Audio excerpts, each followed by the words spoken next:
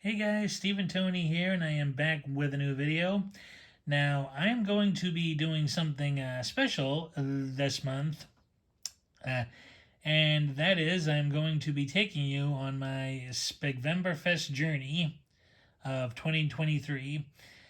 Now, I've mentioned this in a few videos already, but I'll actually go a little more into it for this one.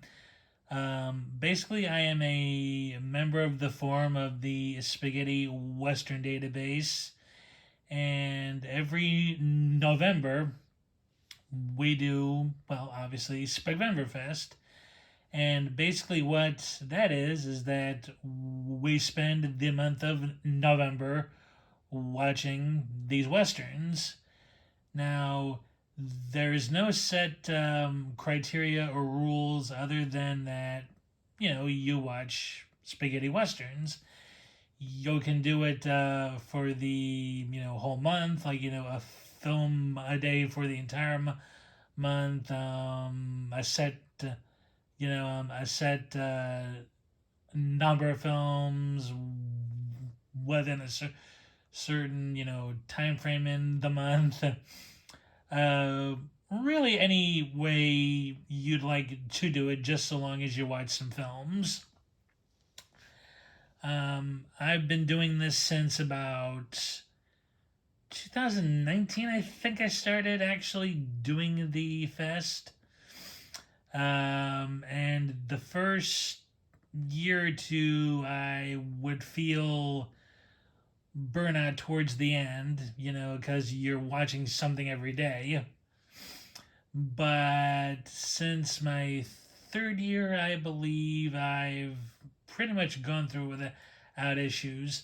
I always stop the Thanksgiving Day on it just because I really love the holiday season so much. So now I am primarily going to be doing these videos for my friends Donny, Cinemaniac77, Carlos, Eastwood for Life Fan, and Jeff 101 Bronson, as I know they're big fans of the genre as well, and hope that maybe this, gives them some encouragement to see what the,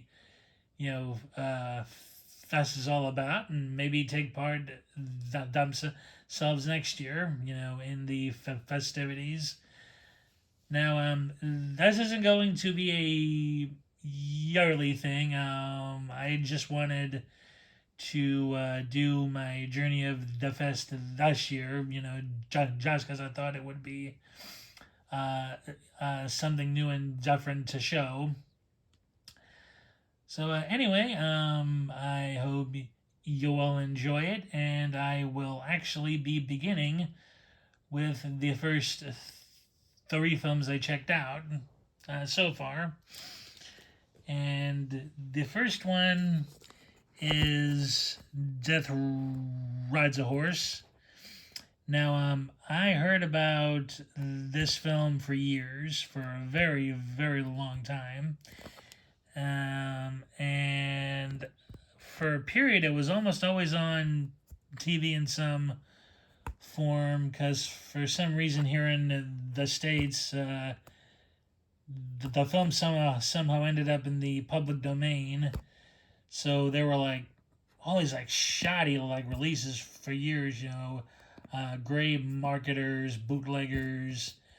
I mean, you name it, it was there for a while. I mean, it wasn't until the now defunct Wild East came out that this film actually saw a proper release, in any form, especially in its widescreen presentation. Yeah. Originally, I had the Kino Blu-ray of this, but then I started boycotting Kino. After an incident occurred. I don't want to go too much into it. I've told the story, already to a few people. It doesn't need rehashing. But my buddy Jeff, 101 Bronson, was kind enough to help me out in getting this release from Germany, as well as the other, as well as another title, in California, which I'm not sure will be a part of the fest or not yet. I have to see. So yeah. But anyway, on to the film. I enjoyed it. At first I thought it was gonna be like one of those that was overhyped. At first because it came out in like 66, 67, which was the like big boom period of the genre. And I and as I said, I ended up enjoying it a whole lot. It's certainly worthy of being a classic. Lee Van Cleef to me is at his most nuanced in the film. He plays a fairly complex character. Well, he did it in all of his westerns in Italy, really, except for Beyond the Law. A lot of that film I have seen seems just overly generic. I think, but this film, Big Gun Down, Day of Anger. He played some heavy hitting characters. There was more to them than meets the eye. And he did very well in them. More so than others with Ryan. I think because he was more morally ambiguous, here. He was, also as such, in Day of Anger, but it just seemed more, more so in this film here. And John Philip Law, in his only Italian Western, he did quite well, I thought, too. Actually, it's really a shame he didn't do more because he had the right look for it. He's the brash young guy, who still has stuff to learn, and ends up learning it very well on his coinciding journey with the older Van Cleef. Yeah, and it also offers fine supporting roles from the likes of Luigi Pistilli, Jose Torres, British actor Anthony Dawson, and of course Sergio Leone favorite Mario Brega. Yeah, definitely a must watch. Okay, and let's see, day 2, I rewatched A Coffin for the Sheriff with Anthony Stefan, Eduardo Fajardo, and Armando Calvo. I first saw this about 2 years ago, actually, and enjoyed it very much that first go around. I thought it, had a nice mix of the American and Italian tropes of the Western. And my second go around, I enjoyed it even more. I actually won't go too much into this because I did a video I like saying, how underrated I thought the film was, like within the genre for the fans. So yeah, I'll just leave it with I had a really good second time viewing it. Okay, and the third film I checked out today is Seven Guns for the McGregors. Now, I have heard some folks say on the forum that the Blu-ray is so-so. I actually thought it looked good, although although I will admit to not having seen this, on like a 55 larger TV screen.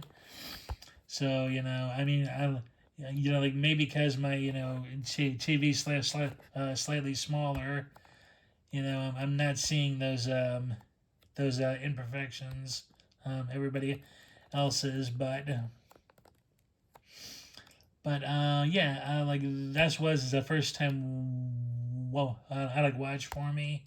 Heard about it for years, and I quite enjoyed it actually.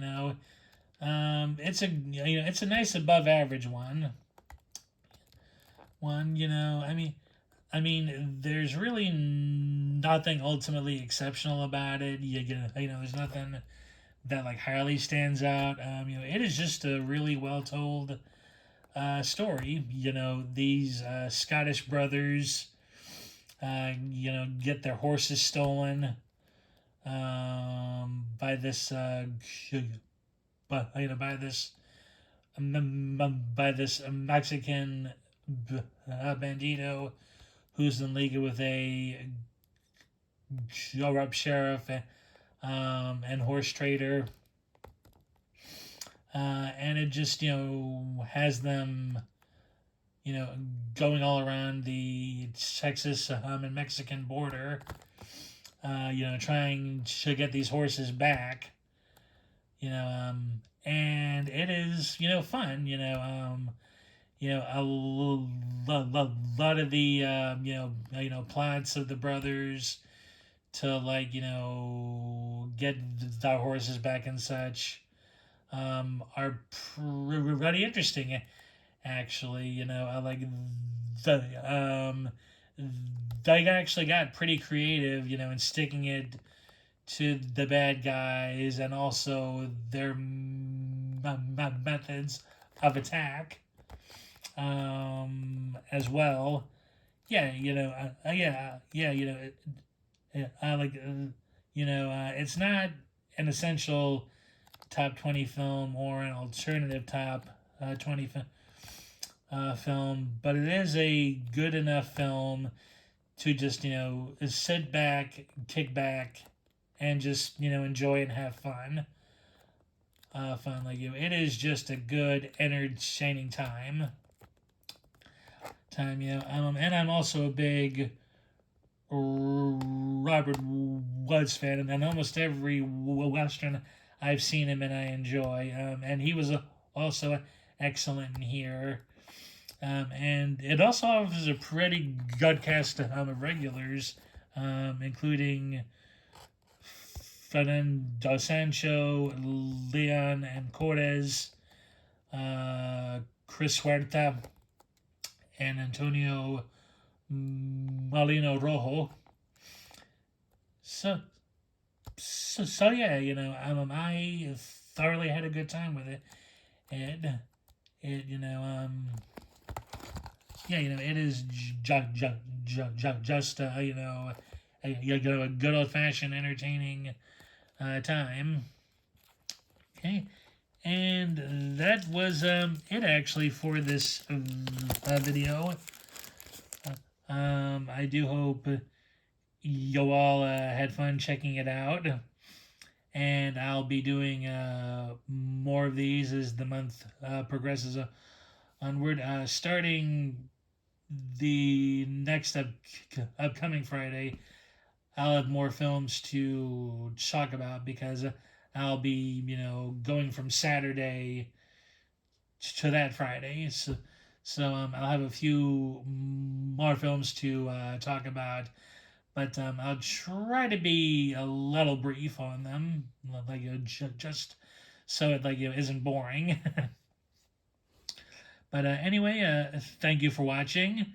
Uh, Please hit that like button if you will, and also hit the notification bell if you'd like to subscribe.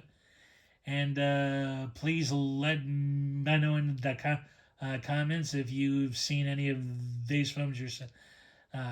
If you want to know a lot more about the Spagvember Fest, actually, there's an article on the website I can actually put a link to in the description box that that goes into good detail about what it is and such, which I think you'll find an interesting read. I actually haven't read through the whole thing myself yet, but what I did read is totally worth the read. So yes, again, thanks for watching, and I'll see you all next time. Bye.